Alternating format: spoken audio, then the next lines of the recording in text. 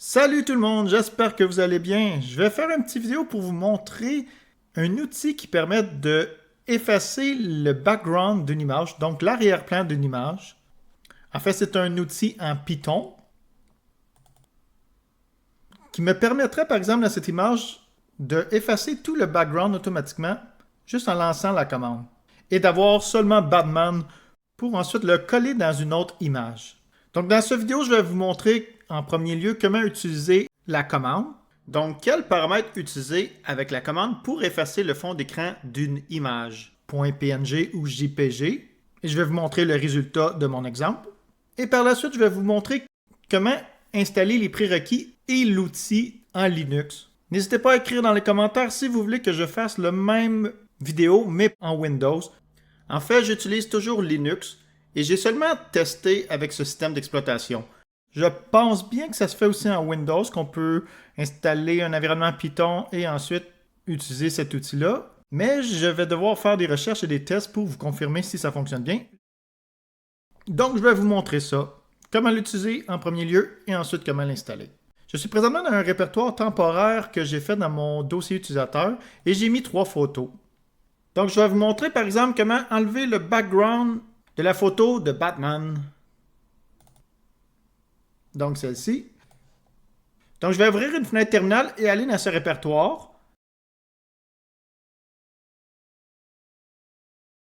Et si je liste le contenu de ce fichier, on voit mes 3 photos. La commande à faire, c'est background,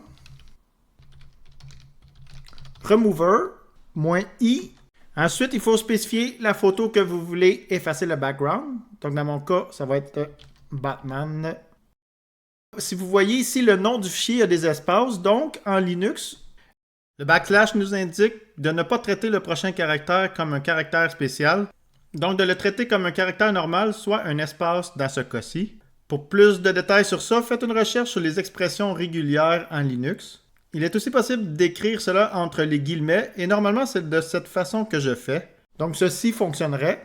Et si jamais la photo n'est pas dans ce répertoire-là, vous pouvez écrire le path au complet ici, par exemple /home /user /photo et le nom du fichier s'il est dans votre dossier photo par exemple. Par la suite, il faut lui spécifier une autre option, le -o, et spécifier le nom du fichier qui va sortir, donc le output. C'est pour ça le -o. Donc, par exemple, je vais l'appeler test batman.png. -i, c'est pour le fichier qu'on veut en input, et ensuite -o, c'est le output. Donc, le nom du fichier que ça va créer après le traitement. Donc, on a vu tantôt la photo de Batman, ça va effacer le background, donc l'écran de fond en arrière de Batman, en arrière du personnage, ou de l'animal si c'est un animal, ou d'une voiture par exemple. Donc je vais l'exécuter, et voilà, c'est déjà terminé. C'est vraiment très rapide. Et si je retourne dans mon navigateur de fichiers, je vais ouvrir mon fichier test_Batman. Et voici à quoi il ressemble. Là, on voit du blanc en arrière-plan, mais ça n'a pas créé du blanc en arrière-plan. En fait, c'est du transparent. Et je peux le coller dans une autre image, puis ça ne va pas être blanc en arrière de Batman. Donc, par exemple, je viens d'ouvrir le site internet canva.com qui permet de modifier les images, de créer des vignettes, de créer des vidéos aussi. Et j'ai créé une image avec un arrière-plan noir et blanc. Et je vais drag and dropper ma photo de Batman sans fond d'écran. Et voilà, comme vous voyez, en arrière, c'est pas blanc, c'est vraiment le fond d'écran de l'image. Donc, si en arrière, c'était une image de Gotham City, on verrait Batman comme ça. Et en arrière-plan, il y aurait Gotham City.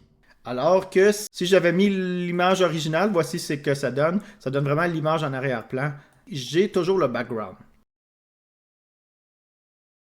Donc voilà, je vais effacer mon test Batman. Je vais vous montrer un autre truc. Mettons, vous voulez modifier plusieurs fichiers en même temps. C'est possible de faire cela avec une boucle for qui va traiter tous les fichiers dans ce répertoire. Donc, j'ai ouvert à nouveau ma fenêtre de terminal et je vais vous copier-coller la commande que je mettrai également dans la description. Oh, pardon, je vois que ça l'a déjà exécuté et ça l'a juste traité Batman.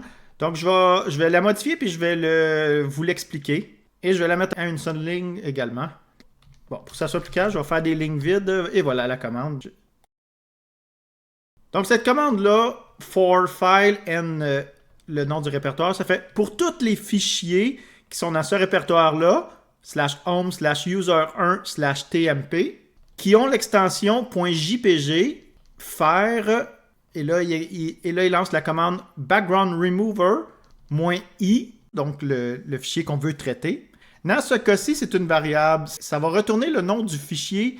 En fait, ça va exécuter fichier par fichier cette commande-là, et la variable, ça retourne le nom du fichier qui est en cours de traitement dans la boucle for. Donc, dans mon cas, j'ai deux fichiers .jpg dans ce répertoire. Donc, il va traiter deux fois. À la première exécution, la variable qui va être retournée, ça va être ce nom de fichier-là. Et à la deuxième exécution, ça va être ce nom de fichier-là. Et ensuite, c'est -o. Donc, comme tantôt, le nom du fichier qui va sortir. Ce que j'ai fait, c'est que j'ai réutilisé encore une fois la variable, donc signe de $file, mais j'ai ajouté le suffixe -noback, donc pour no background en anglais, pas de arrière-plan, .jpg. Et l'autre ligne, c'est done, donc c'est pour dire, donc le done indique quand la boucle est terminée. Donc, si je fais enter, il va traiter mes deux fichiers JPG. Il ne va pas traiter le fichier .png, mais on voit qu'il l'a traité tantôt en haut. Lorsque j'ai copié-collé la commande, ici, il l'a exécuté et a traité mon fichier .png, qui était l'image de Batman. Et là, on voit que la commande est terminée. Donc, vous pouvez voir que ça prend une dizaine de secondes, même peut-être moins si vous avez un ordinateur plus puissant, par image.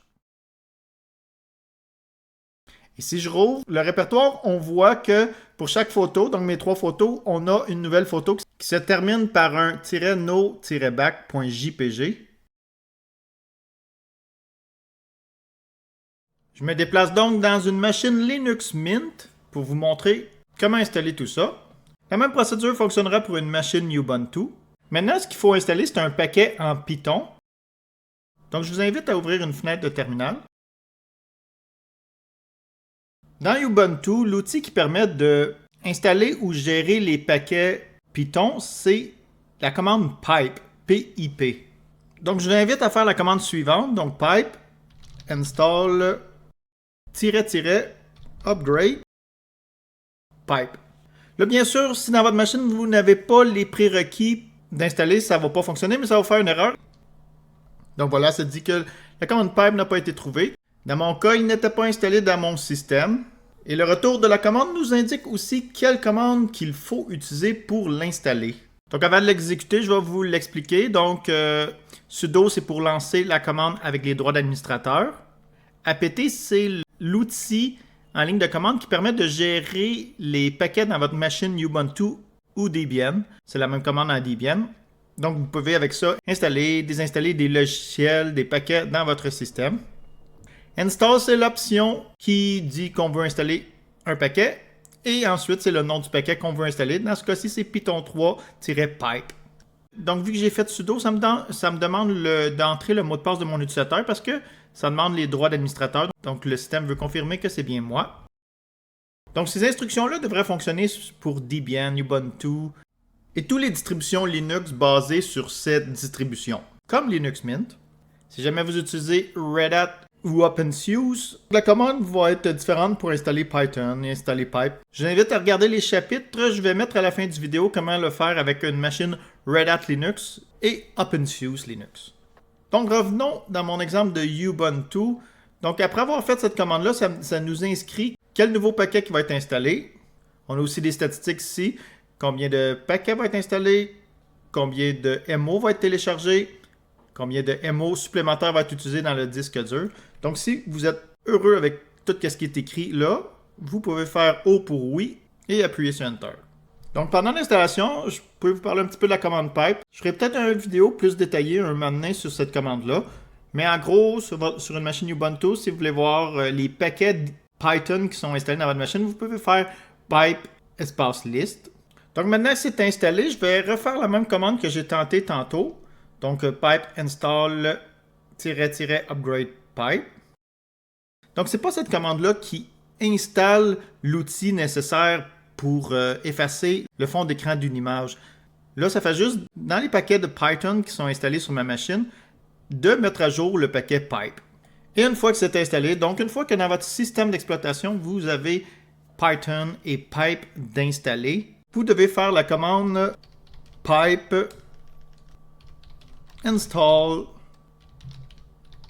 background remover, qui est l'outil en ligne de commande que j'ai lancé tantôt pour effacer les fonds d'écran d'une image. Je vais faire Enter. Donc là, il va télécharger tous les prérequis nécessaires pour Background Remover. Ça se fait tout automatiquement. Vous pouvez laisser défiler. Certains prérequis prennent moins d'un MO. Certains en prennent une trentaine de MO. Comme celui qui est en train de télécharger présentement, c'est un prérequis, donc NVIDIA Cublast, qui pèse un petit peu moins que 500 MB. Donc, après avoir téléchargé NVIDIA Cublast, près de 410 MB, on voit qu'il a téléchargé un autre paquet à 121 MB, un à 124 MB, et là, il est en train d'en télécharger un qui va peser presque 200 MB.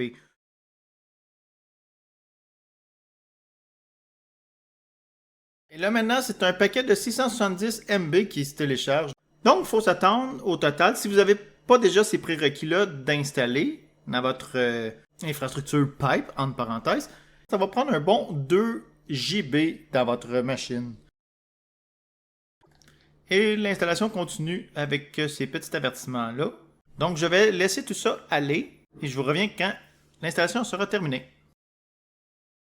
Donc, une fois que c'est terminé, vous avez ce merveilleux message Successfully Installed et ça liste tous les paquets qui ont été installés. Les paquets Python, en fait. Donc, moi, je vous ai montré à partir d'une machine Linux Mint qui viennent d'être installée. Donc, ces paquets-là n'étaient pas installés. Mais si vous avez quelques-uns de ces paquets-là déjà installés, c'est sûr l'installation va demander moins de prérequis, entre parenthèses, parce qu'ils sont déjà installés. Donc, si je remonte en haut, puis qu'on regarde tous les paquets qui ont été installés, on peut rapidement dire qu'un bon 2 à 3 GB a été téléchargé. Donc, toutes les dépendances nécessaires pour faire fonctionner ce petit script-là est quand même assez gourmand en taille. C'est peut-être quelque chose de bon à savoir avant de l'installer dans votre machine. Donc, je vais fermer cette fenêtre-là et je vais tester tout cela pour vérifier que ça fonctionne. Donc, présentement, je n'ai pas de photos sur cette machine. Je vais en déposer par SFTP et je vous reviens tout de suite. Et voilà, c'est fait. Je viens de déposer les images dans mon dossier images de ma machine Linux Mint. On va ouvrir le répertoire. Et j'ai pris quelques photos qu'on va essayer d'enlever le background. On va voir ensemble, en plus, comment l'outil fonctionne avec chacune de ces photos-là. Il y a quelques images, des fois, qui sont plus difficiles à enlever le background, alors que d'autres, ça fonctionne parfaitement. Donc, je vais ouvrir une fenêtre terminale et je vais me déplacer dans mon dossier images de mon dossier personnel. Dans Linux Mint, vous pouvez faire un clic droit dans un dossier et faire ouvrir dans un terminal. Et ça va ouvrir le terminal directement dans le dossier. Donc si je fais pwd pour afficher le répertoire courant, je suis bien dans /home /user1/image.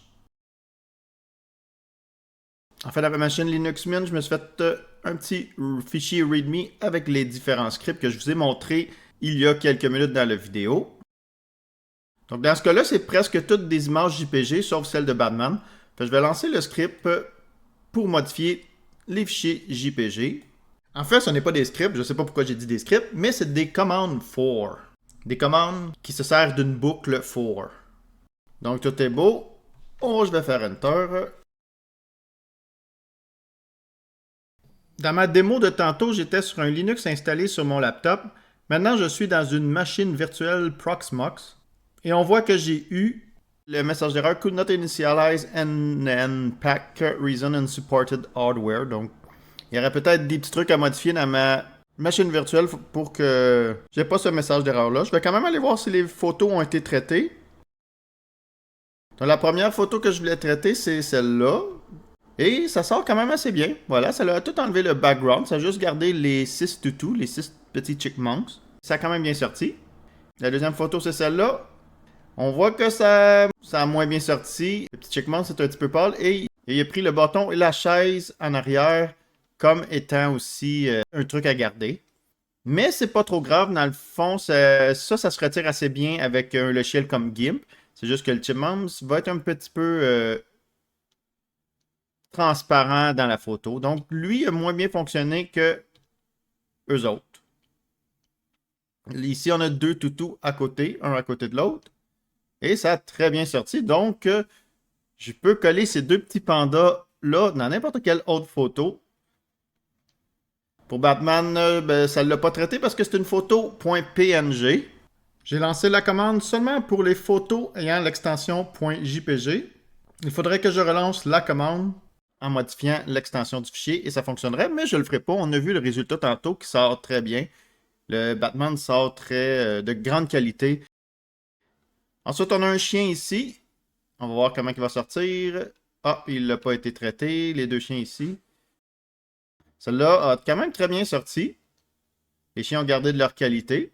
Ça a tout enlevé l'image. Et le petit canard ici a bien sorti également. Et on revient avec notre vedette, ce petit panda. Ok, ça a gardé un petit bout du tapis puis de son bol. Donc, qui peut être quand même collable dans une photo. Stratégiquement, ça peut bien sortir quand même, mais c'était pas aussi parfait. Donc, je vais juste. Ok, je viens de comprendre pourquoi ces deux fichiers-là n'ont pas été traités. Parce que leur extension, c'est .jpg en majuscule. En Linux, ça respecte le case sensitive en anglais. Donc, ce que je veux dire, c'est que le J minuscule n'est pas le même caractère que le J majuscule. Il y a vraiment une différence. Donc, je vais lancer la même commande, mais je vais changer ici pour JPG majuscule. Et pareil pour ici, les fichiers qui vont être traités, JPG majuscule. Donc, tous les fichiers .jpg majuscule vont être traités. Donc, il va en avoir juste deux. On va lui donner le temps qu'il faut. Donc, on en a un de fait. Bien sûr, il dit encore le message d'erreur sur le unsupported hardware, mais ça fonctionne quand même. Et le traitement est fini, on va aller voir le résultat des deux photos. Et voilà, c'est quand même bien sorti. Bien qu'on voit un petit peu de vert autour, mais je pense bien que... Puis on voit un petit peu de gazon ici, mais je pense bien que ça peut faire un pas pire résultat si je le colle dans Canvas, comme tantôt. Et celle-là aussi, il sort quand même très bien. Donc je pourrais coller ces deux chiens-là dans une autre photo.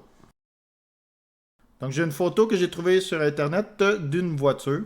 C'est une photo .png, ça fait que je vais relancer ma commande ici. Même si c'est juste une photo à traiter, j'aime bien utiliser ma commande avec les instructions for parce qu'elle est déjà en mémoire dans mon terminal. Je n'ai pas entré de nom de fichier. Puis il va traiter tous les fichiers qui sont dans mon répertoire. Puis je fais juste mettre dans mon répertoire tous les fichiers en .png ou .jpg. Puis je lance ma commande. Dans cette cas-ci, j'ai ajusté avec le suffixe .png ici, puis .png ici. Et je fais Enter. Donc ça va traiter la seule photo qui est dans le répertoire. Et voilà, ça l'a enlevé le background et on a la voiture. Et si je vais dans Canva, je peux la coller. Voilà un peu à quoi ça ressemble. Attention, Batman, tu es en danger. Bon, finalement, je ne pense pas. En général, ça fonctionne assez bien, mais certaines fois, c'est plus compliqué à traiter.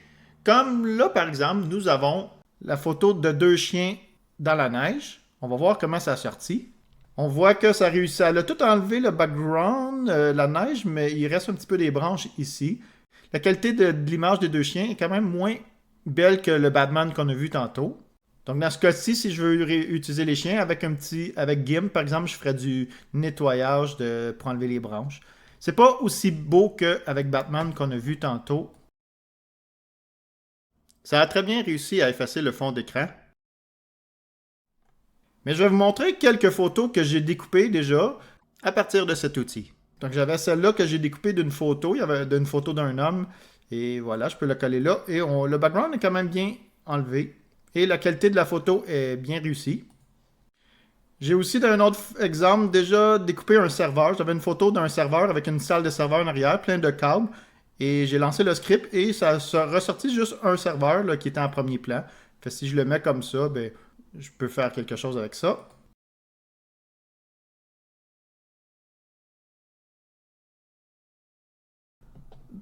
Donc là, la dernière affaire que je veux vous montrer, c'est comment installer Pipe sur d'autres distributions Linux.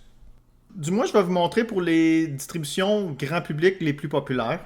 Donc dans le cas de Red Hat Linux, si j'essaie de faire pipe espace-version, ça me dit que la commande n'est pas installée, la commande n'est pas trouvée, et il me demande si je veux installer pipe. Donc dans votre cas, si pipe n'est pas installé, vous pouvez faire Y pour l'installer. Vous pouvez également écrire ces instructions-là pour l'installer. Donc sudo espace dnf espace install espace python tree-pipe.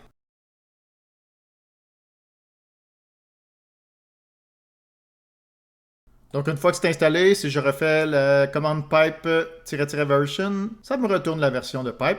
Mais bref, ce qui nous intéresse pour cette vidéo-là, c'est qu'un coup qui est installé, vous pouvez faire comme j'ai fait tantôt sur Ubuntu, la commande pipe espace install espace background remover qui va installer l'outil que je vous ai présenté dans cette vidéo.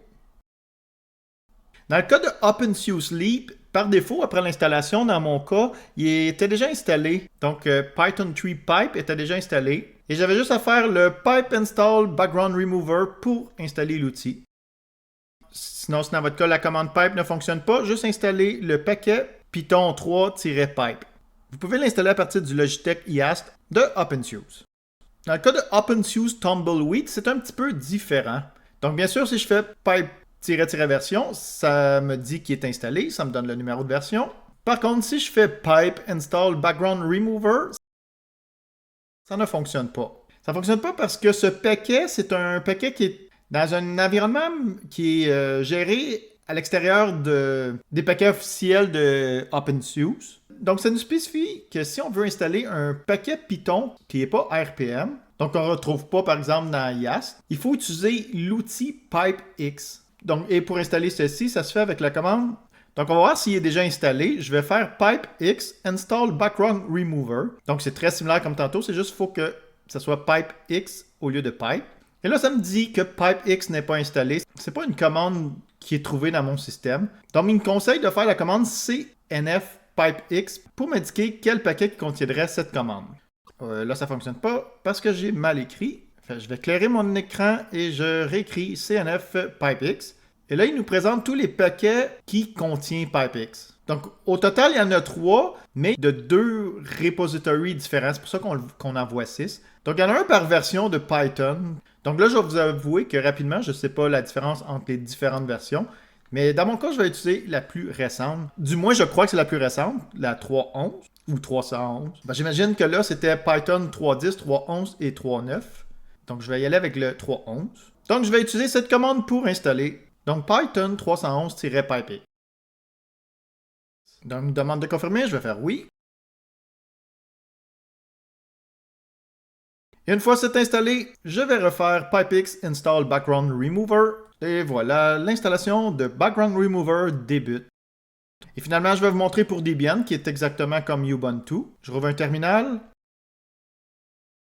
Donc, si je fais la commande pipe-version, ça me dit que pipe n'existe pas parce qu'il n'est pas installé sur ma machine. Donc, quoi faire pour l'installer? Pour commencer, je vais me connecter avec root, avec la commande su espace-. Et je vais installer le paquet Python 3-pipe.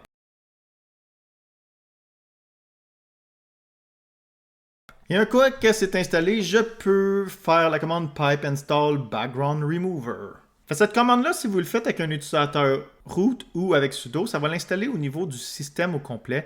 Mais ce n'est pas quelque chose de recommandé d'installer un paquet Python avec les droits de root par la commande pipe. Je vous recommande de l'installer sans les droits root et sans sudo, donc seulement dans votre environnement utilisateur. Donc, pour conclure tout ça, j'ai aussi vu dans la documentation que cet outil pouvait enlever le fond d'écran d'une vidéo. Mais je l'ai testé quelques minutes et le résultat, j'ai pas réussi. En fait, ça me donnait une erreur. Si jamais de votre côté vous réussissez, n'hésitez pas à l'écrire dans les commentaires quelle commande que vous avez utilisée pour enlever le fond d'écran dans une vidéo et garder seulement le personnage principal par exemple. J'essaierai un petit peu plus sérieusement dans les prochaines semaines ou mois de voir comment traiter une vidéo et enlever son fond d'écran. Et si j'arrive avec quelque chose de concluant, je pourrais faire une autre vidéo comme celle que je viens de faire, mais en vous montrant comment traiter des vidéos. Donc j'espère que vous avez aimé cette vidéo. N'hésitez pas à écrire ce que vous en pensez dans les commentaires. Ça me fera très plaisir de vous lire. Et moi, je vous souhaite une bonne fin de journée. Allez, au revoir. Bye bye.